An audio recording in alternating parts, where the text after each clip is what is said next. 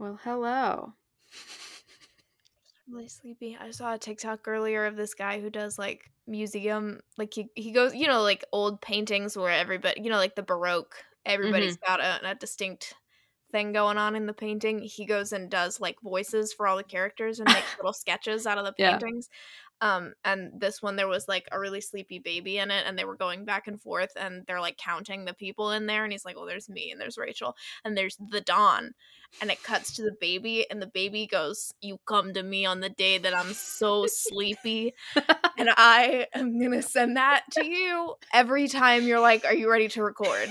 I'm gonna be like, you come to me on the day when I'm so sleepy. That is too good. That is every day. It's true. There's never not going to be a time that it applies. Ugh. Because when am I not sleepy? That's so true. And this episode's been a long time coming because it was supposed to be like 2 weeks ago, 3 weeks ago. Don't worry about it. Who knows? Take every schedule we ever post with a grain of salt. Yeah, honestly. One of us is going to be like, hey, can we not do that? It's so true. Like, we will always have a Friday episode. It just may not be what you think it is sometimes. And then TBR Tuesdays are fluid. Who knows with them? Yeah. This is our podcast, and we can do whatever we want. And that you is so true. On that. Welcome to Romance Your TBR. It is Romance Your TBR. I still think I'm Hannah. Who knows at this point? I don't know. I might be Caroline. We don't Or know. it might be the Dawn. I've been enjoying your updates in your book club about romancing the Duke. Oh, because I read it all in one day. Yeah. Well, technically, I read the first couple chapters last night, but I didn't. I was like, I see what she's doing. What a good book to do that with, though. I mean, there's just always something happening. The audiobook is like 9 hours, 8.5 hours, something like that, which for me at 2.65 speed, I know someone listening is like, what is wrong with you? How can you possibly understand It gets the job done sometimes. Like sometimes, like I did recently have to do an audiobook at 1.75. I think it was the 7-year slip. It just didn't sound good at 2. It depends on the narrator. Yeah, but most I like it at 2 or above. My starting point at this point is 2.3. And then I'll lower it if it's somebody like a unique situation. I don't often have to lower it though. It's almost always a good starting point.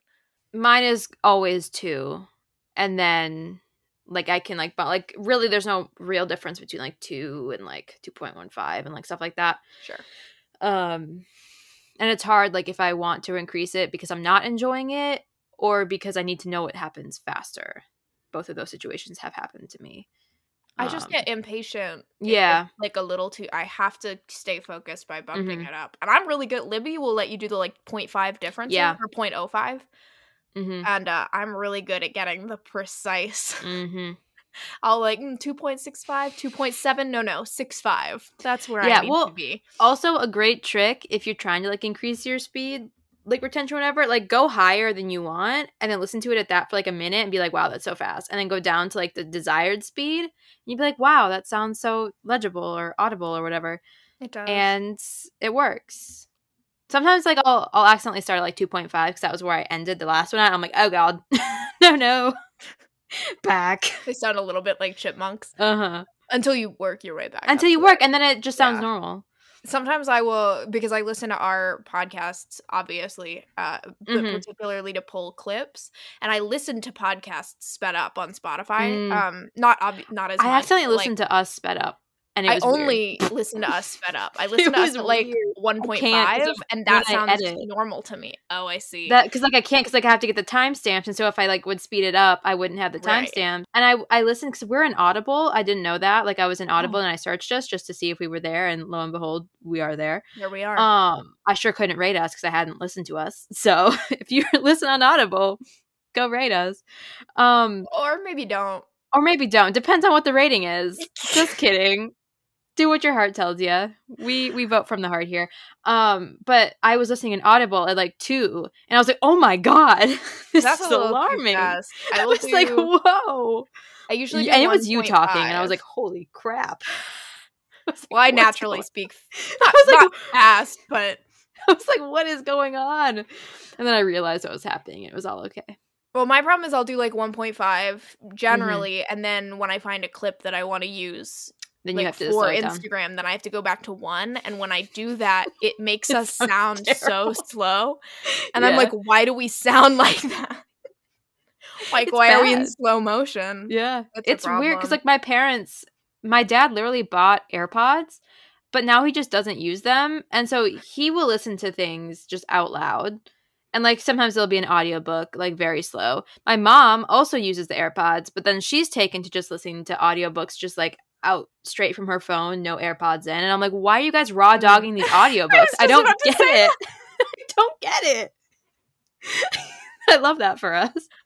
On the same page. And I'm like, I don't want to hear that. But also they sound so slow. And I think they each like listen to them at like maybe like 1.3. But even then I'm just like, that's so too slow. I will say I know on multiple occasions, like with separate people, I have been listening to an audiobook quickly, as I do, in the car. Quickly, like 2.6. Yeah. And they have gotten in, and I've been like, oh, hang on, I'm like a few seconds away from the end of a chapter, and let it finish. And they look at me like I'm insane. They're like, how do you understand a single word of that? Yeah. And I'm like, I don't know what to tell you, but it sounded normal to me. Yeah.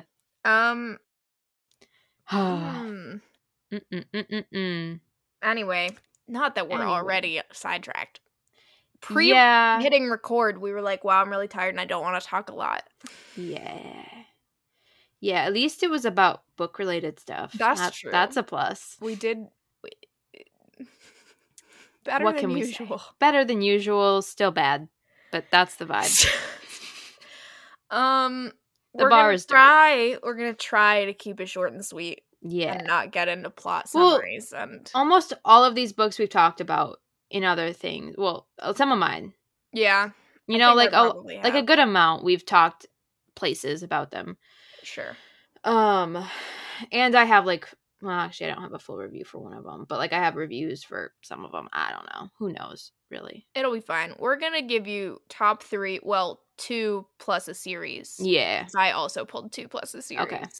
Cool. Of queer historical romance, full length book recommendations. We already sent a newsletter out at the beginning of the month with our queer historical novellas. Our favorite ones of those. So many. There were a lot. We could not put all of them into one newsletter, but we tried to pull our favorites. Yeah. And then I think we're gonna try to do a newsletter this week that we're releasing this episode. On just like other, queer recs, because you just did a contemporary like book stack. Yes. And I've got like different ones that I've been listening to and reading.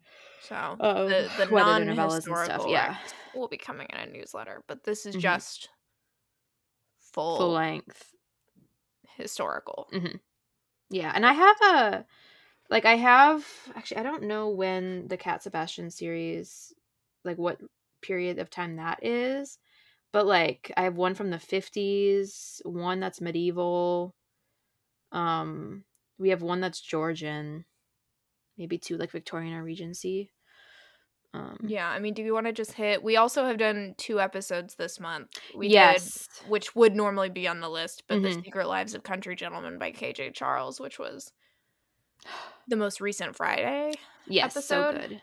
Yeah. And the one from 2 weeks earlier, An Island Princess Starts a Scandal by Adriana Herrera. So obviously those would be on the list. We did whole episodes on them. Yes. And we did do the newsletter giveaway for a copy of An Island Princess Starts a Scandal. I saw that Caroline had emailed the winner, so congratulations to the winner. They were notified via email, so that's exciting. As always, subscribe to the newsletter for updates and giveaways and stuff. And at some point, we will be doing episodes there. It's just so hard. It's so hard. We already record so many episodes. It's so hard. Well, because then in that one, like we have to like factor in the alcohol, And so yeah, you have there's to have a a whole night thing. where you can drink. So I'll have to we'll have to schedule it to where there's no rain and we can do a fire, and then I can drink around the fire and then come in and record. We as in my family. Fire? Me. Caroline and I are like FaceTiming at a fire. Ah, yes. Toasty. These are I mean, we weird. have a fireplace, but it is we're in the middle of a record-breaking heat wave in Texas. Yeah. Yeah, that's not the vibe. I love a good summer night. The summer lovin'. But the summer nights. Tell me more. Tell me less, actually. Should be the vibe of the podcast. Yeah. So that's our pull quote. That's our blurb. Our advertising copy. Tell me less from a dedicated listener. It sums it up. It really does. And just to forewarn you, there's going to be a lot of Cat Sebastian. What a great writer. I mean, from you. I don't have any Cat Sebastian in my... Other than the ones that we've both read. Yeah. I mean, I would. It's hard. I know. I read one recently that I would you did. Talk about, but I can't add more Cat Sebastian. So there are even more that we're not talking about. Oh, yeah. It's a rough time out here, but it's also a great time because all these books are great. So it was the best of times. It was the worst of times. It was. I would much rather have too many queer historical romances to choose from. It's a great position to be in. Unless you're the one editing the podcast or listening to the podcast, and you're like, Jesus, this is endless. You said unless you're me.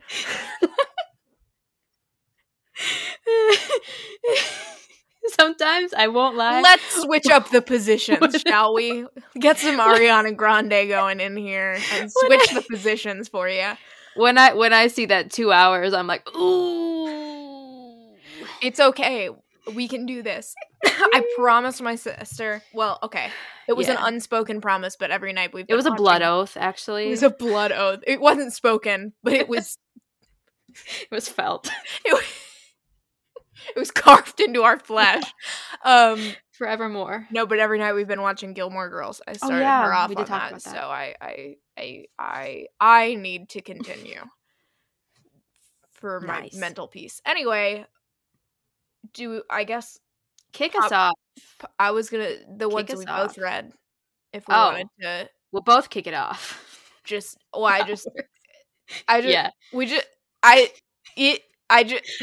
Caroline finished a complete sentence challenge.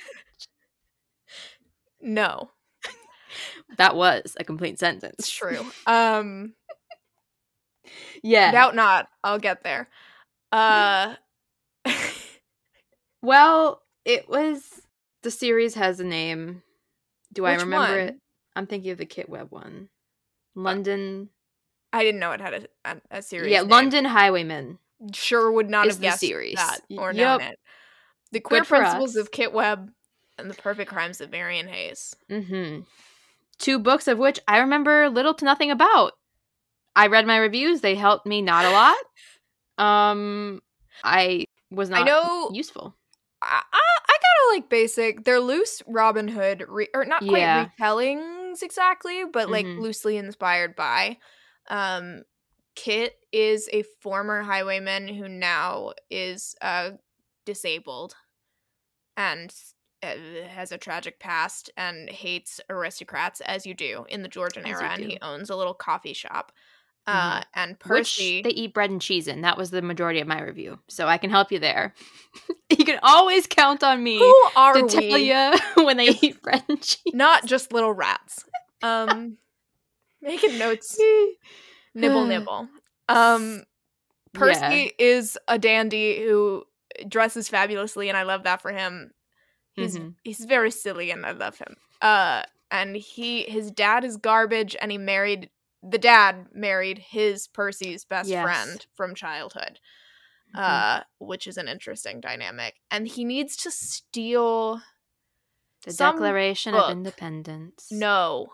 Damn. We cannot go back to 6 Degrees from Nicolas Cage. We've already got there. Boom. He needs to steal a little book from his dad. I think to blackmail him? Yeah, he's trying to blackmail him. And so he originally asks Kit to do it, and Kit is like, no, I've given up my life of crime, but I can teach you how to do it. But it had something to do with Marion, so, like... Sure. He didn't want to go through but it was a whole thing.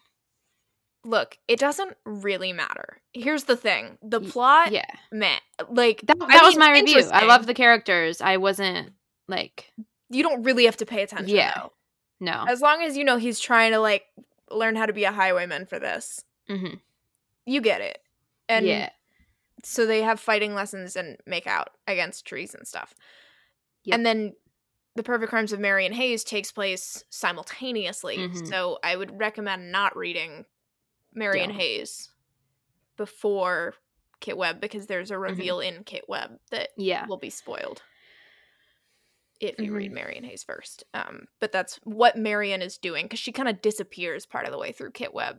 Yeah. Yeah, my two notes for my one for Kit Webb was heist. My one for Marion Hayes was, oops, I've committed murder, now I gotta scoot, and you're coming with me. I mean, that accurately sums them up. We could have skipped my entire explanation and just gone with that. And road trip. A little bit of my thought with Marion Hayes is always that these are two disaster bisexuals doing their best, and by best they mean worst. Mm-hmm. Like, they are just committing crimes. If Be Gay Do Crimes was a book. Yeah, it would be, honestly, both of these. Yes. They're very funny. They're very Eat the Rich, Robin Hood. I think I prefer Marion Hayes. I do as well. I think it just has...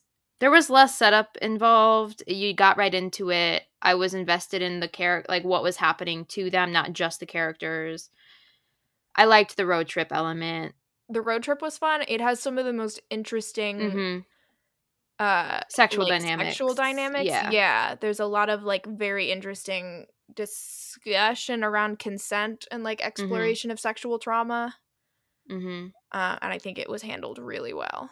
Did you like the narrator? I wrote in my review for Kit Webb that I love the narrator. I feel like it's a narrator that maybe some people don't like. I can't quite remember if that's one or the other. I don't think I listened to either of them on audio, because I read an arc of Marion Hayes. I don't remember Kit Webb. Gotcha. Yeah, I did. It was... I think, did we read it for your book club? Like the Kit first Webb book club? Yeah, so that was when I read it. So yeah, recommend. Is there another one coming out in that series, do you know? Not that I know of. I think it was just a duo. I mean... That's nice. I mean, I could be wrong. I just haven't heard. But I mean, then Sebastian went into the We Could Be So Good. And yeah, I don't... I guess there's, like, potential, but that makes sense. Sometimes I love a good duology. Marion Hayes really kind of wrapped up with... everything. The ending, and I don't remember if it was an epilogue or just, like, final chapter, but that's nice sometimes. Yeah, it just kind of tied a little bow on their family. So to my knowledge, there is not more. Amazing. Whew. Okay. And then the other one we both read was The Gentleman's Book of Vices. Sure is. By Jess Everlee. Yes. Yeah. It's basically like a erotic author and his biggest fan. So do meet your heroes and also sleep with them and suck them off. Wow. It'll work out great. You'll go through some drama, but that's it'll a lesson happen. to have learned. Yes. Yeah, I mean, that's the summary. Other things happen. Other things do happen. The not author one, who's the biggest fan, is, like, essentially being strong-armed into marriage. Yeah. There's an excellent cake tasting scene. Yes. And then, because then the author shows up during the cake tasting scene. It's a whole thing. Both of these series, it's a whole thing. That's all I got. It's a whole thing. They are not even remotely the same in terms of plot or writing style or anything else, but they do live in the same area of my brain of, like, chaotic queer friend groups. Yeah, and once you put the illustrated cover in there, they all just go to a certain section of my brain. I mean, fair enough. Just in that genre, even. That's valid. But yeah, the friend groups are strong in this one. Everyone's gay. It was just, I thought the writing was really good. It was just interesting. You just read the second one, which I haven't read yet. Yeah, a rule book for restless rogues. Yes. That one follows the so there's a queer club for gay men. Or I should say queer men, not strictly gay. Called the Curious Fox. That is kind of the heart of both of the books. And so if you have read The Gentleman's Book of Vices, you will have met the characters for the second one, because it's the proprietor of the Curious Fox. He doesn't own it, but he runs it, and is like a matchmaker and takes care of everyone. And Noah, who you would have met in the first one as his like drag queen persona, is Miss Penelope. And they have been best friends since boarding school. And it's one of those classic situations where they were sneaking off and making out and getting each other off. But at no point did it occur to them, or really it didn't occur to Noah at any point, that they might have feelings for each other. Oh, so has the other one been pining? Well, they've both been pining for each other. Oh. It just... Love that. It just didn't like click. They were just yearning intensifying, giving each other hand jobs. As you do. Yeah, as you do. But he like won't. There's a scene where you find, it's fairly early on, so I don't really think it's a spoiler, but you find out that he tried to convince his dad to marry Noah's sister off to David, the best friend, because he is so panicked at the thought of like losing David and not having him in his life that he wants him to marry his sister. Oh no. When he was a kid. By now he's obviously realized that he's gay. But like, you know, that very straight marry my sister so I never lose you. Yeah. I think I honestly might have liked this one a little bit better. Better? Yeah, there were some issues I had with book one that we don't need to get into here. You can read my review. But overall, I really enjoyed the scenery, like just the setting of it and the atmosphere and the writing. Well, this one I talked about it in the last episode, but this is the one where they also have a very fancy bread and cheese moment. God damn. With some other things, because he's really good at snacking because he's a study abroad kid. Who he studied in Milan. So I love that. Okay. Well, oh my god, also, I'm so sorry. Ooh. I posted my review of this on TikTok. But I just have to mention, because there is he's a tailor and he's very into fashion, Noah. Does he tailor? No, but there is a part where they make out in an alley, as you do, and David intentionally backs himself against the wall with the conscious thought of protecting Noah's clothes from the sooty brick. And I was like, that's the most romantic thing I've ever read. That's so good. It's like the equivalent of like laying your coat over a puddle, except it makes more sense, because why on earth would you do that? I've always thought, I'm like, why would you put your coat on like that? It's gonna soak through. It's not gonna help. It doesn't make sense to me. You know, it does make sense to me, backing yourself against the wall so that you don't have to mess his clothes up. That is hot. I love that. Hot. I love that so much. That's my last note. I am very excited for that. I think that one comes out in July. I believe it's July 11th. Okay, so there's a lot of books coming out on July 11th. We're getting so close. 5 days before my birthday. Oh. Yeah. My birthday will be on a Tuesday in like 2 years. It'll be a great day. It's on a Sunday. You've thought that far ahead. Well, it's on a Sunday this year, so like, bar any leap days or whatever, like it'll happen sometime soon. The joys of getting older are not wanting your birthday on a weekend, but on a Tuesday, because you're obsessed with books. Now I'm like, when... Nope. Monday in 2024.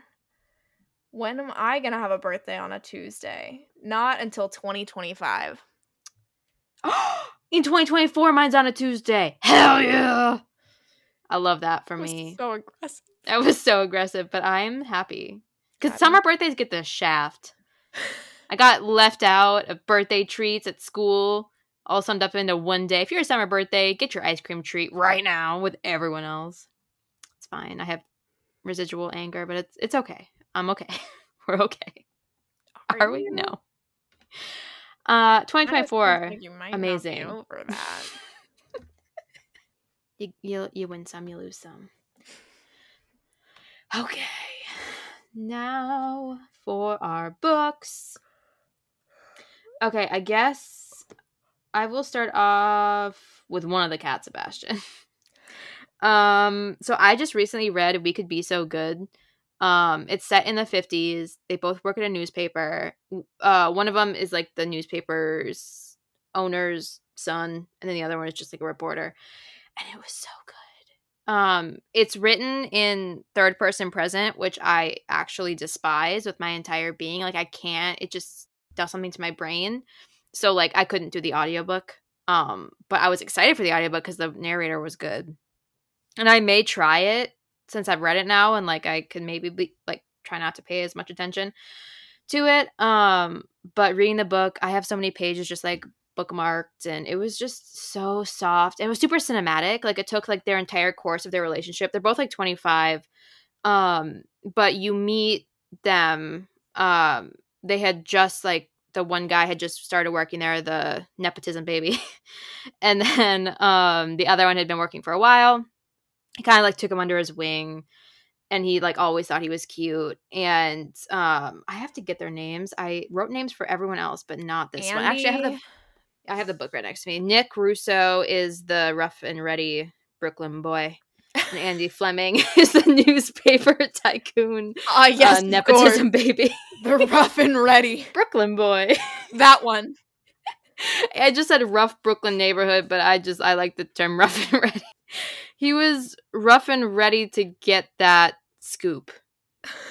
And then Andy was the Nepo baby. And so Andy starts dating a woman who also works at the paper. And then Nick is kind of sad about it. He's like also happy because she was also his friend. He's like, okay, honestly, it was like I want you to marry my sister so we can always be close. Because he's like, if he marries her, he'll always stay in the group. Of course. And so like that was kind of his reason. He was like, okay, I can't like I don't know like his sexuality, like I don't know. Because like he was like looking at him, but he didn't know. And so he's like, okay, if I'm okay with this relationship, I love them both, but he was also sad about it. So like the first like half really of the book is just getting to know them, like their relationship. They went to a lot of baseball games. And so it's just like very soft. And then like halfway through, I guess kind of spoilers, I guess, but like halfway through, the fiance dumps him. She like meets someone. She goes like to England for a little while and meets him, breaks up with Andy. So then Andy is like just feeling really sad. So then he moves in with Nick. They were roommates. So then they just are like platonically living together. And then they get to like develop their relationship more just like that way, like the little nuances and going to bed shirtless and situations like that. And then it gets to a point where Andy is like exploring like his like sexuality. He'd always kind of thought that he could be bi, but he never really like put words to it. He was like, I'm not, but I understand the attraction. And then he really started to like fall in love and fall for Nick. And then he started to like see it. And so then one night he like convinces Nick to go to a gay bar. He's like, why don't you just like go? Like, I'll be here for you. Like, I'll just like be your support. You can go flirt with a guy and like go do it in the bathroom because I don't want to hinder your sex life as your roommate. But like, I'll help you go get laid. And Nick is like, I'm very confused, but okay. So he starts talking to a guy. Andy's like, wait, I don't like this at all. I want to be blowing him in the bathroom. And then he tries to confess to Nick, and Nick is like, what? He doesn't believe him. He thinks it's like a comfort blowjob. He's like, or pity blowjob. He's like, I think you're just like, you feeling bad for me. And then, so he rejects Andy. Andy's sad. Miscommunication for a little bit, but it's great. And then they just have a very soft relationship after they both confess. And Nick's got some like family issues. There's another like cute nephew who like comes over from time to time, so that like has a little bit of a wrench in their relationship. And fun neighbors, a really fun community of like friends and stuff. And there was it's really nice, like Andy's father was actually very supportive. Nick's mother was also supportive. He had like an asshole brother. But overall, it was just so soft and so good. And the epilogue and it was just took me out. And I really recommend it. And it was just a different like historical setting, which I really appreciated. And I've never seen a bad word about that book, and I understand. It's like one of those where it's like something wild and wonderful, where you just never see anyone talk bad because it's just so good. And the title is We Could Be So Good, and they did. So there was that. And they did. And they did. It. Oh. Yeah. You come to me on the day that I'm so sleepy. My audacity knows no bounds.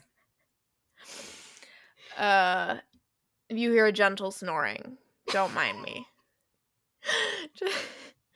All of mine are sapphic. I don't know. Nice. Let me note, I went with a different Alexis haul, but I was considering doing A Lady for a Duke. Yes, I still have to read that one. Mm-hmm. I feel like I've talked about it enough before that I decided to go with a different one, but just as a side note, that's a trans heroine, childhood friends to lovers. So good. So good. So I just have to say that. But anyway, the ones that I actually pulled are all sapphic. Let's go with The Perks of Loving a Wallflower, by Erica Ridley. Yes. Because that's one of my favorite of the books. They're all kind of on the same level from one of my favorite series. It's hard. They're just all different vibes because the siblings all have different vibes. I'm sure you know about The Wild Winchesters by Erica Ridley, and I'm sure you know because I sure have talked about them. You sure have talked about them. It was like it's a gateway drug, that series. Yeah. It once you read one, so good. You're like, delicious.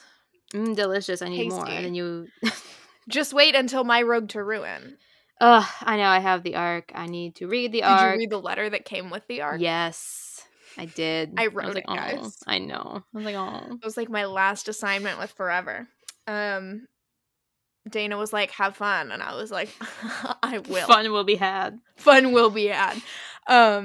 Anyway, this is not that one. This one already exists in the world. It's called The Perks of Loving a Wallflower. It is... if you somehow don't know about the Winchesters are a family of 6 adopted orphans of various backgrounds and talents. They use their unique talents to carry out vigilante justice in the name of the downtrodden throughout London. As you do. And this is the second book in the series, which is Tommy Winchester's book. And Tommy Winchester uses she/her pronouns, but reads as a non-binary character. I think she even has a line where she's like, I can't remember if it's exactly I'm not a man or a woman, I'm just Tommy, but it's something along those lines. It is, yeah. And her, like, kind of special power that she has, essentially, because all of them sort of have superpowers, is that she's a master of disguise. Yeah, like chameleon, basically. Yeah, she has a giant room full of disguises and makeup and wigs and all these things, and can transform herself and essentially turn into any age, any gender. She's so funny. And she's so fucking funny. She's so funny. Because she acts as like the old like lady like grandma Winchester for a lot of Great book Aunt one. Winchester. Yeah, what an icon. It's so funny. So throughout book one, as she's being Great Aunt Winchester, which is a recurring character, she goes with the heroine of that book, her sister Chloe. She goes to a book club that Chloe goes to for Philippa, who was originally engaged to the hero of Chloe's book. And Tommy, disguised as Great Aunt Winchester, starts crushing on Philippa hard. But of course, Philippa's never met Tommy. She's only met Great Aunt Winchester. And so all of her siblings are like, Tommy, pull it together, like, introduce yourself. Not as Great Aunt Winchester, like, actually introduce yourself. And so she disguises herself as Baron Vanderbean, who is originally their father, adoptive father was Baron Vanderbean, and he passed away before the start of the series, and so they invented a fictional nephew who has become the Baron Vanderbean so that now. they could keep the estate, right? and, Because as all adopted the... children, they didn't actually have any right to the estate. But Baron Vanderbean the younger is actually just Tommy in disguise. So she introduces herself in disguise. He's Tommy italicized. Anyway, introduces herself as Baron Vanderbean. They flirt. They agree to kind of Philippa wants her parents off her back about getting married. Philippa's she thinks that she's just not sexually or romantically interested in anyone. Reader, listener, she was a lesbian. And initially kind of starts off thinking Tommy is Baron Vanderbean, but very quickly it is revealed that that is not the case, and they embark on some silly heists with Tommy pretending to court her, and also they need the Winchesters to help another member of the book club because her uncle is plagiarizing her. It's a whole thing. There's heists. That's what you need to know. There's always a heist. There's always a heist. I just love when the not heroine of one book or the other woman can get her own book. I just always enjoy that greatly. And so obviously she was not an enemy at all throughout book one. No, she didn't want to marry him. No, she didn't. And so it was just very fun. But that's always just a thing I love, is when the misunderstood gets understood. Yeah. So very elaborate, various heists, various spinsters in a book club who want to name their book club scandalous things. Another very cinematic. It just feels like a movie. I mean, all the Winchesters are, because they have such. They all do, yeah. It just feels like it's a movie. This is true, and I love that. Erica Ridley is just so goddamn talented. It's unfair, but I'm happy for her. That was mine. Also, I have to say a thing about the cover of this book, because I have the insider scoop from forever, because I see so many people complain about the cover. Largely because Tommy has long hair that's done up in a bun. And is in a dress. Yeah, and is wearing a dress. And in the book, she has shorn hair and generally prefers men's clothing. And Philippa in the book is, I think she's described as plump, but she's plus size. And on the book cover, she is not. And I just have to say that this was a book cover that came out during the pandemic times. So options were limited, and this is a real life couple that posed for this cover. So it was the one model. Was it one they were going with, and then she just happened to have her wife who that was I also... don't know. I feel like I pick up information. Sure. I don't know if that's true or not, but I think that's awesome that they're a couple. Yes. Well, but that's why it's slightly. I mean, they're it's the dark hair and the blonde. They're not wildly dissimilar, but it's a pandemic cover with a real life. And I mean, it definitely it makes sense to be miffed and angry about that. Sure. So I get it from both ends. Pandemic covers, what can you do?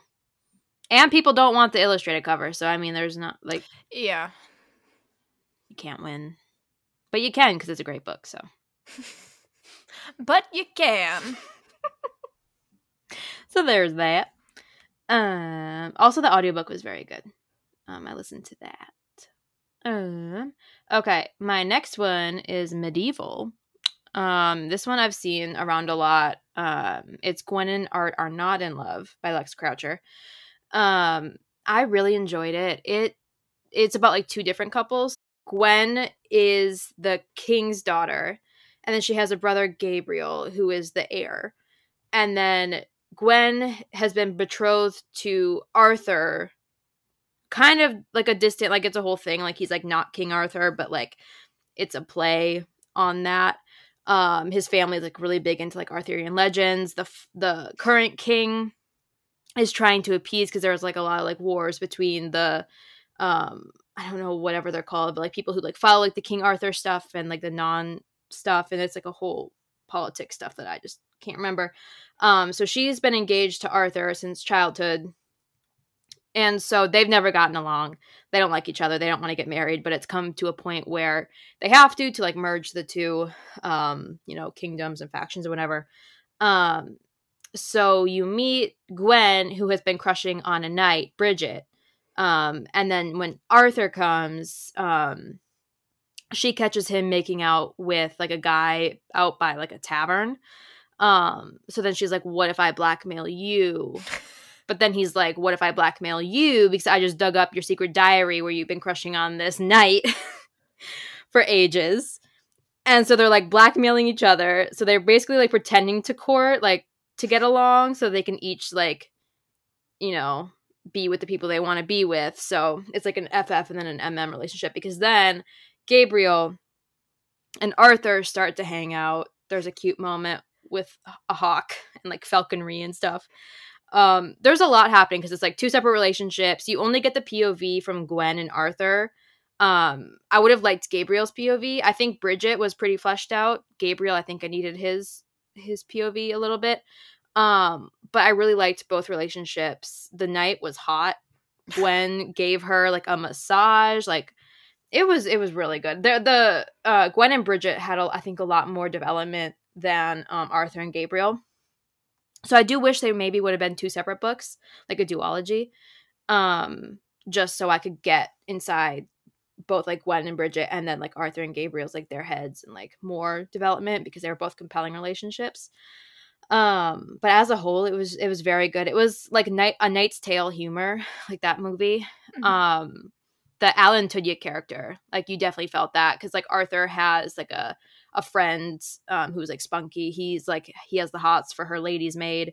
It's like a whole thing. It was just really well written. Again, like very cinematic, like very like a movie playing in your mind. The end got a bit much. I was a bit sad about some things that happened. But overall, it was a really good book. And I just loved like the time period. It was like very modern feeling. So it was like kind of one of those historical. I'm always in the mood for like a historical YA because there aren't a lot.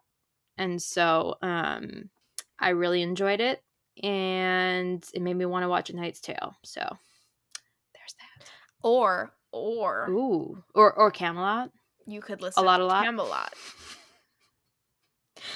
A lot. I'm just saying. But just all those vibes. They're all there. Where are the simple joys of maidenhood? Where are they? Kind of sounds like Gwen found them. Oh, she did.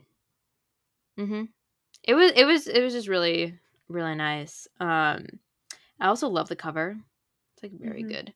So, yeah. Lex Croucher has like a very, because she wrote the two, like her first book was like the Mean Girls-esque one that I read.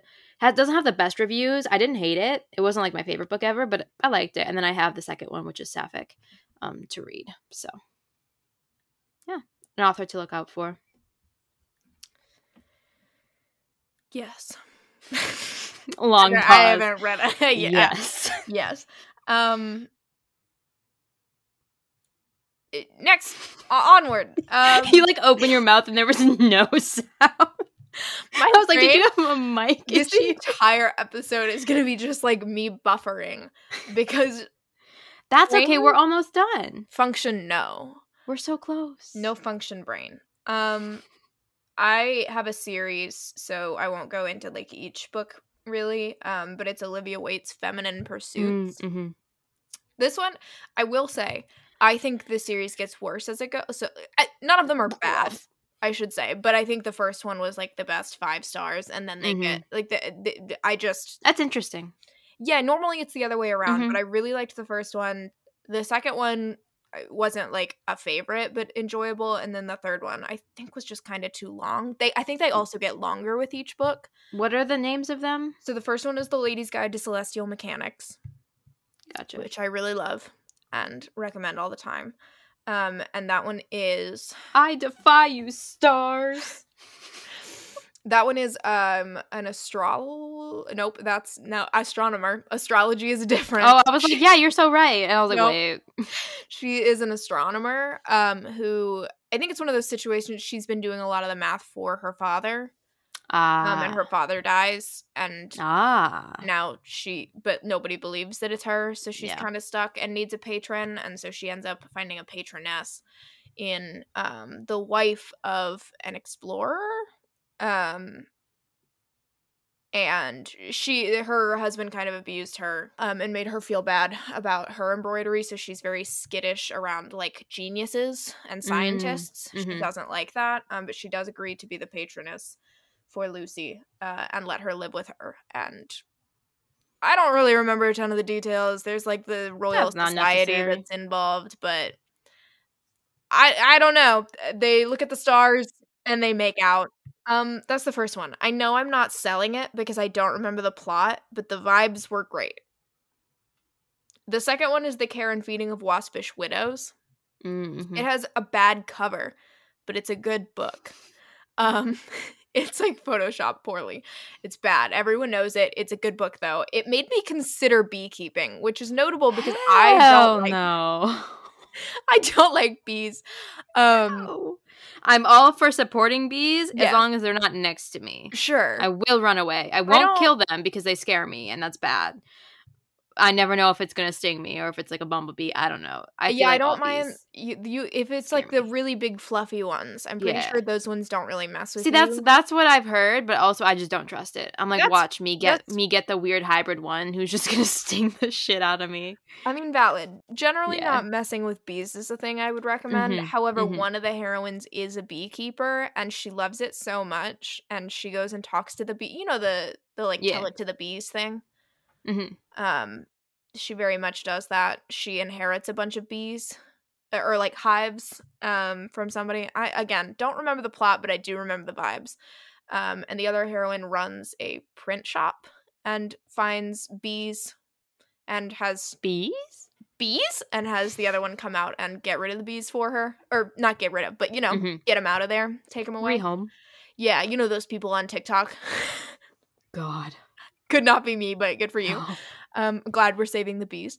And you know, I don't remember what excuse they find to keep seeing each other, but they do. They keep seeing each other. It bees what it bees. It indeed. This one was a kind of it actually has only become more uncomfortable because there's a secondary plot around government censorship of the media. Oh. Like her print shop is printing like seditious material, something like that, something that's politically not what the people in power want them to be printing, and it becomes an issue with the law, and there's a lot of drama around that, so very timely. Also bees. And then the third one, I remember even less of the plot. It's called The Hellions Waltz. All I remember is that one of the heroines is a musician.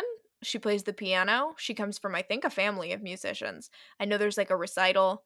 She writes music for the other one, and there's a heist of some kind. There's a heist at the end of this book involving both of them and the recital. That is quite literally all that I remember, but I once again remember that the vibes were good. Not as good as the previous two, but Olivia Waite is a very good writer. Are they connected at all? I think they're like set in the same universe, but I don't think you really interact with anybody. I think maybe there's like the latter two I think take place in the same town, and I think you see one of the characters from the first books in the second one. I think she comes into the shop, but it's not. You don't have to have read the earlier books. Wow. I did not sell those. The vibes are great, especially of the first one.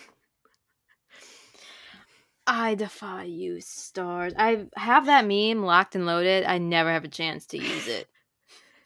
I mean, when will I defy the stars? I don't know. So the last one, I've talked about it before. So I just have I had to look at all the reviews and like summaries of these ones because again, plots are hazy, vibes are immaculate. I didn't look at any of the plot summaries for those. I just knew that if I didn't, I would just ramble, and I just really wanted to avoid that. So, from the Turner series by Cat Sebastian, book 1 is the Soldier's Scoundrel. So basically there is Jack Turner, he is said scoundrel, and then there is Oliver, who is said soldier. And basically Jack is like a PI. He's like been raised in the shadows and crime and all of that. And Oliver comes back to town, and his sister is paying Jack a lot of money, and he's curious about it. He's like, what's going on? So he goes over to like Jack's place of business and ends up just tagging along, as you do on different crime cases. Again, like, it's a little bit enemies to lovers, class difference. I don't remember much about it. My review didn't give much, I'll admit, but it did say that the dynamic was different than I thought it was going to be. I don't know what that means. I just was surprised. I didn't know if I thought like the soldier would be like gruff or whatnot, because like normally like soldiers are like gruff and they're just like cold and like anti things. Sure. But that Jack, classic soldier vibe. But Jack was the one who didn't believe in love, and like he was the one who was like a little bit of love. He was a little bit cold, and Oliver was just like very like prim and proper, and the summary said gorgeous, and I believe it. And so the vibe was just different than I thought, but it was still great. And I read this series out of order. So I read book 3, which is my favorite. And then I read the novella, which comes after. And then I read book 2, then book 1. I still think book 3 is the best, but all of them are very solid. So then with the Lawrence Brown affair, book 2, Lawrence is like a mad, in parentheses, scientist. He doesn't know if he's mad. His family has gone mad. People are claiming he's mad, so it's like a whole thing. Oh my god, that's my nightmare. So he's like a reclusive scientist, sure, and he's got like a house in disrepair. He doesn't do much about it. And then Georgie Turner, the brother of Jack, the PI in book 1, shows up. He's been sent to spy on Lawrence because Lawrence's family members are trying to say that he's mad so that they get his like title or whatever. It goes to someone else. One of like, there's like a vicar, I think, in the town, and he's like friends with Lawrence. And then he, I think, gets the PI to be like, hey, can you like investigate him, make sure that he's like not mad, so that he has like a vouch, like someone can vouch for him if the authorities ever come for him. And Georgie is like a swindler, a con man. He had a bit of a heart, and he was trying to con this old lady, and he couldn't do it. He couldn't go through with it. So then he told her that she was being conned. I hate it when that happens. When the moral compass strikes true. And so then like the people he owes money to, who he's conning for, are after him. So he's like, yeah, I'll get out of town and go spy on this guy. He didn't think he'd be hot chopping wood shirtless. But Lawrence Brown sure is hot chopping wood. Have you seen the miniseries of Sense and Sensibility? There's a scene. I think about this constantly. There's a scene. Dan Stevens plays Edward God. Ferrars. Oh, hello. And there's a scene where Eleanor goes out in the rain to like see what he's doing, and he's wearing a white billowy shirt, as you do, and he's chopping wood in the pouring rain. And there's she like stops and looks, and then it cuts to him chopping the wood, and then there's like a close up on her shocked face, just sweating profusely. It's so evocative of exactly what you would feel. That's that. You're like, oh. That's that. So he shows up. Lawrence. I'm gonna send you the meme. Continue talking. We'll link it in the show notes. And so Georgie turns up as like the secretary of Lawrence. Lawrence didn't ask for him, so he's like, "What? I don't want you." But then Georgie's apparently like a very good secretary, so things are happening. There's like a scruffy dog. Classic. There's like an accidental house party situation, because then the characters from book 3 end up showing up. So it's there's like a nephew from book 3 that shows up, Simon, I think, and then Lord Courtney, who is the uncle of Simon, he's there, and then Eleanor, who is like a friend of the 2 in this book, is the sister of Julian Medlock, who is the hero of book 3, and he's also there because he's tagging along with Courtney. So it's a whole tangled web that was woven. But yeah, I had to wrap my head around it before this so I could kind of describe it in those rambling terms. So basically, you meet everyone from book 3 in book 2. And there's a part where Lawrence is like, I don't want anyone here. But he's like, well, Simon's cute. But then, like, Courtney has to stay because Simon likes him. Well, then Eleanor has to stay because Courtney likes her. And then Medlock has to stay because she's friend. It's a whole thing. I love an unattended house party and forced found family and stuff like that. So then the ruin of a rake, which is my favorite one, is Lord Courtney, who is a very, like, a notable rake, terrible reputation. He's the loving uncle of Simon, but that is put into jeopardy when Julian Medlock accidentally writes a salacious book about Courtney. And then that's like the final nail in his bad reputation coffin. No one trusts him. Simon's father is like, you cannot see Simon anymore. Your reputation is too bad. Courtney's really upset about it. So then Eleanor, Courtney's friend, who we saw in book 2, she's like, hey, Julian, brother, can you help repair his reputation? He's like a very, he's not a nobleman. I think he's like a barrister or something. I don't really know. But his reputation is above reproach. So they think if they hang out together, they're seen together, it'll start repairing Courtney's reputation. Julian's like, oh shit, I wrote this book unintended about him. But he's also always had like a crush about, like, on Courtney, and it's a whole thing. There's a really hot opera scene. It was just a really good book. I just loved all of the plot and how the shenanigans all turned out. And then A Little Light Mischief, I mentioned in our newsletter, is just the novella after, and it has the end scene is all of the characters from all the books together. And that one is just like a lady's companion and a lady's maid. They're at a house party and they get up to a little light revenge because there's this guy who like wronged Alice. They're like, what if we wrong him? And it was so right. All in all, they were all just so like gentle and comforting, just as Cat Sebastian does. But I also support women's wrongs. Oh, I found the name. It took so long, but I found it. Hang on. Perfect timing. I sent it to you. I'm sorry. Yes, you did. Oh my god. Oh my god, he's so young. Yeah, it's so different. He's also not a furry right now, so that would make a difference. No, Edward Ferrars is indeed not a furry. You can quote us. Jane Austen expert here can confirm. Edward Ferrars is not a furry. Oh my god, she is like, she's been laid low by a white billowy shirt. Haven't we all? We've all been there. Her face really sends me. It really, and they do like that close-up shot too, and she's like, oh. There's that meme, whisper softly, oh Christ. Yeah. Yeah. Hope this doesn't awaken anything. And in that moment, we were all Eleanor Dashwood. Mm-hmm. Okay. We're back on track. We're in the home stretch. We did it. Recommendation, because I was like, which Alexis Hall am I going to go with? Is, as a shock to absolutely no one, Mortal Follies. Nice. I am obsessed with this book. It was written for me. Mm-hmm. Also Oberon. But really you. But really me. And since we have no way of knowing Oberon's opinion, we're going to have to rely on mine. It's a sapphic romantasy. It is set in the Regency, largely in Bath, although they do travel a bit to London and some country estates and such. But a lot of it takes place in Bath.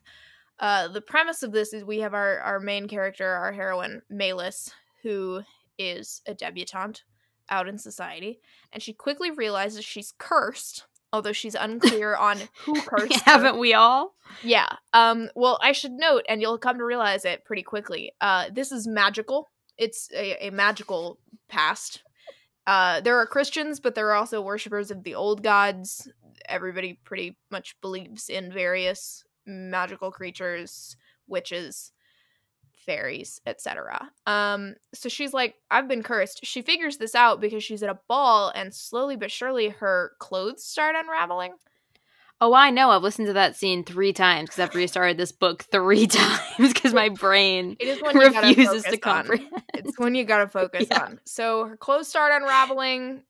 Yeah. after a little while, it becomes clear that it's about to be scandalous because it's not just like a loose thread. It's like, nah, she's naked. Like it's her dress is unraveling. So she yeets herself outside to the garden to hide in her underwear. She's stuck there. There's no way out of this situation because like she can't leave. Like she can't walk streak, out. Yeah, right. I mean, she has her underthings on. Yeah, but that's just as bad. There's no way to get out of this. And depending on who finds her, this could be really bad. She's found by the Duke of Annandale, which is not her real name, but it's what everyone in society refers to her as because her father and her 3 brothers all died under mysterious circumstances. And haven't we all been in that situation? And everyone blames her and thinks that she is a witch who killed her whole family to inherit the riches and stuff. She's a witch. She turned me into a newt. I got better. Anyway, Monty Python aside, everybody thinks she's a murderous witch, as you do. She is giving no answers one way or the other, but she does, after a very loaded exchange in the garden where she says things about how pretty she is when she cries and stuff, as you do, she does give Malus her cloak and get her home. And this happens again, not the clothes unraveling. This time it's at a picnic where a bunch of wasps attack Malus, as you do, then she has to jump into a river, and then there's river creatures that are like sprites or nymphs or something that are coming after her. She's once again 6 degrees from the Little Mermaid. Yep, once again rescued from this by the Duke of Annandale, and it's become very suspicious that Lady Georgiana, the Duke, is always the one saving her. And so she and her friends are trying to figure out who has cursed her and why. She is on the list. They're trying to investigate. They enlist her help to try to figure it out. It turns out she has been cursed by someone, has enlisted the help of Sulis Minerva, who is Minerva, a goddess, who you can go summon in the baths. So now there are gods involved. She has the ire of a goddess. There are ghosts. There's murder. There's then another curse. So I've seen reference to both murder and animal sacrifice. I need to know, A, bad people being murdered? Yes. Okay, that's good. Well, although also Lady Georgiana's entire family went. Okay, well, that's in the past. Sure, this is true. I can kind of get over that. What was the animal sacrifice? Well, so to talk to Minerva, they have to bring a sacrifice. Uh-oh. Who is sacrificed? And actually, there's a couple of different times, because they also have to talk to, a cow. It was a lamb that they had to wrestle into the baths, by the way. A cow or a lamb? I think it was a lamb. Or a very small cow. I think it was a young cow. It was a young cow. This is later, though, because... she's just laughing chaotically at the thought of animals. There are multiple curses. So halfway through, you solve the issue of Malus's curse, and you're like, how are we only halfway through this book? Because there are multiple curses at play. Also the romance. Anyway, they have to sacrifice a cow. They have to sacrifice, I think it's a lamb at some point, to talk to the queen of a river. Rip that lamb. They fully just chuck it into the river. Do you get to know these animals, or is it just like a very quick, like... No. Because I don't like animal death. No. I mean, there's the, like, hullabaloo of finding and getting the animal to the place, but they're not, that's somebody different than, like... No, they're not, like, a pet. This man having a trusty horse and then it having to be shot by him. They just go find animals to sacrifice. It's still not, like, pleasant. You're still like, oh no, you have to, like, slit a baby cow's throat. That's rough. But you don't know the animals. Yeah, I was raised with Percy Jackson and the augur slicing open stuffed animals, not real animals. Sure. No, this one's real animals. It's fairly dark. There's multiple curses. Lots of fun side characters, witches, and also, notably, which I have not brought up, even though it's my absolute favorite part, it is narrated to you by Robin Goodfellow, which makes me feral as a plot device, by the way, because it is so well done, and the narrator is so, like very much their own character. Because it's like Puck from A Midsummer Night's Dream.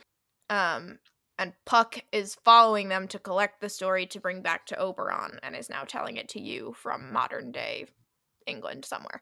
Can't remember. I love that play. Which also just like because of the way that I am, was looking at like acknowledgments and dedication and all of that, and Alexis stays in character. So the dedication, it's dedicated to Oberon. Oh, that's fun. The acknowledgments are all written from the POV of Puck. I think there's something else too. But it's like all in character, as like this is it was written by Robin Goodfellow and is now being published. Nice. That book makes me feral. The romance is great. The narration is even better. And also, it's the same narrator as Adriana Herrera's historical. Well, I've technically listened to like 3 hours of it, but just the same 3 hours. But like the narration has been on point every time. The narration is perfect. No notes. It's so funny. It's like very dry, witty commentary. I will say Alexis Hall's favorite author, I believe, is Laura Kinsale, and I feel like you can really see it. I don't have any way of elaborating on that. Except that as I was reading, I was like, I can feel the Laura Kinsale. Nice. Maybe. I don't think there's anything that you would object to. No, I'm excited. I just like I said, like my brain just needs. I need to have a puzzle or something you have to where I just don't have to do anything else. Because my mistake has been trying to do it while I've been working, and I quickly realized that I am missing things.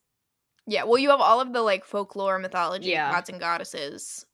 You have very quirky side characters. Her best friend Lysistrata is one of the best characters in the book, but you really have to pay attention to her because she's like kind of crazy. And then also, Puck is making all the wry commentary while also telling you a story. So there's like multiple layers you have to be ciphering through. Yeah. Anyway, I talked for a long time about that one. I'm obsessed with it. It was so good. I love that for you. Thank you. You're welcome. Well, we've done it. We've done it. We are done doing it. Title of your sex tape.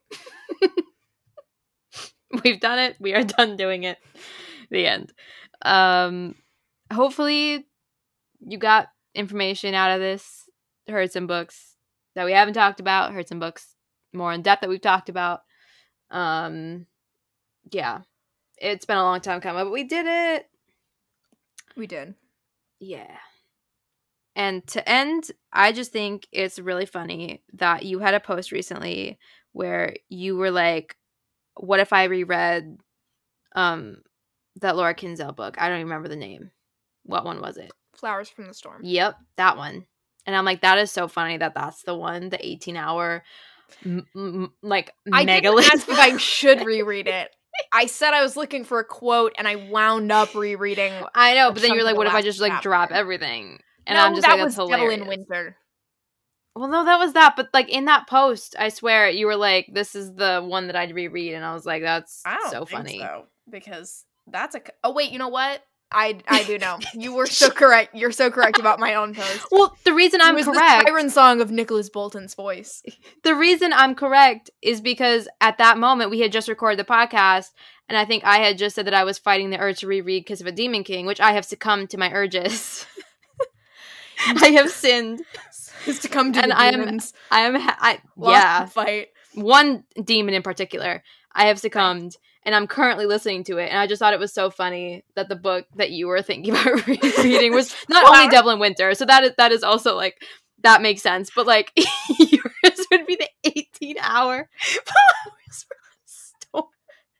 I didn't and mine is just of a Demon King. Look. To be fair, my normal, if I'm gonna drop everything and reread something, it's gonna be Lord of Scoundrels. And that is true. At least the past 2 rereads have been because of this podcast. Yeah. Yeah, they have. So, but sometimes it's like, what if I just Do it. What if I just? I mean, that's that's what I'm like. You know, I can't. I defy you, stars. There we fucking go. I did it. I defy you, stars. Nice. Moral of the story. Yeah, that's the moral. Mm-hmm.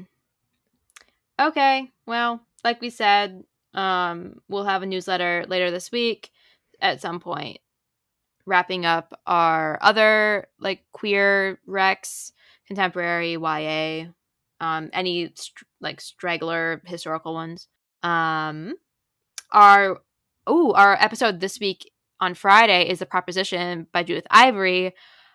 I realized at the time when we picked it, and I forgot, and now I'm reading it, and it's like Pygmalion, My Fair Lady stuff, and it's good so far. Oh, absolutely. It's very fun, and I eat that trope up, that just plot, whatever. I know, because I went and I looked at the summary to see when I was about to start it, and I went, yeah. I'm so it's gonna love this. Immediately Kiss Me by the Cranberries just plays in my mind. And I'm just taken back to a staircase and some platform heels and a red dress. She's all that? Oh, okay. See, if you're going to give me a reference to a movie that would apply in this situation, Which one would be yours? Going to be My Fair Lady. It's going to be the Audrey Hepburn, who, by the way, did not even sing her own songs in the movie, which is very common for this period. It's Marnie, I think it's Marnie something, who does a lot of voiceovers for the singing voices for famous actresses in this period. That's very normal. However, the tea is that Julie Andrews originated the role on Broadway with Rex Harrison, who plays Henry Higgins in the movie as well as on Broadway. They passed over Julie Andrews and picked Audrey Hepburn for the movie, even though Julie Andrews originated the role on Broadway. But they kept Rex. Julie Andrews then went on to do Mary Poppins because she didn't do My Fair Lady. I think it's the Oscars, some big award that I assume was the Oscars, happens. They're pitted against each other. Julie Andrews versus Audrey Hepburn for the Oscar. Julie Andrews wins. She gets up, and in her speech, she thanks the man who is responsible for making this happen for her, the director or whoever it was of My Fair Lady. Slay. Julie Andrews. Amazing. Slay. Anyway, that's the tea with My Fair Lady. I didn't know there was any tea. I think of She's All That, and then I think of Trading Places with Eddie Murphy and Dan Aykroyd. You quite literally referred to it as the My Fair Lady trope. I did, but I've never seen it. I just know that it's the My Fair Lady trope. I don't like musicals. I don't know. Yeah, but it's not. I've never seen it. It's the trope that you love. I know. I need to see it. I mean, things like that, older movies, it's what my parents watch, and then I would also watch, and I just don't think my mom's ever watched it or watched it around me, so I've never sat in on it. It's on my list. This is the podcast equivalent to bombastic side eye. Bombastic silence. Yeah, bombastic silence. Never heard silence quite this loud. Now, I will say this for My Fair Lady. The ending to this day pisses me off. I think it's a bad ending. It pisses me off to this day. So I don't love the ending. However, the songs slap. Well, that's my homework, is to watch that movie. I just think everyone should watch My Fair Lady. Mm-hmm. Okay. Well, we've succeeded in getting vastly off topic. It's relevant to our next episode, so maybe that'll stay out of that episode. Who knows? Probably talk about it all again. But it's fine. You can just chop it out. I could. They don't need to know. But leave this part so that the listeners know that you chopped something out and they don't get to know what it was. Yeah, you have to wait until Friday to know what I chopped. Snip, snip. I'll maybe have done homework in that time and have things to talk about. Unlikely. Maybe not. Who knows? I'm a rebel, Dottie. A radio rebel? I said we're gonna make history. Okay. I'm gonna go read about a giant man trying to get a bath. Relatable. And his giant mustache, which he doesn't want to shave. She wants to shave it. I want him to shave it. And we're going to see about the fate of the mustache. I'm going to go see a man about a mustache. Yeah, I'm not. No, I'm not I don't like mustache. mustache. I'm not a mustache fan, No, so neither we'll am see I. how this goes. Unless it's a Beverly Jenkins man. Several of them have mustaches. That is very true. Yeah, they're the only ones. Mm-hmm. Them and why am I blanking on that man's name? Miles Teller. Okay. He's the only man allowed to have a mustache, and now I'm done. Miles Teller is hot. The only men allowed to have mustaches. That is so true. And on that note, I mustache you to stop listening. Pain.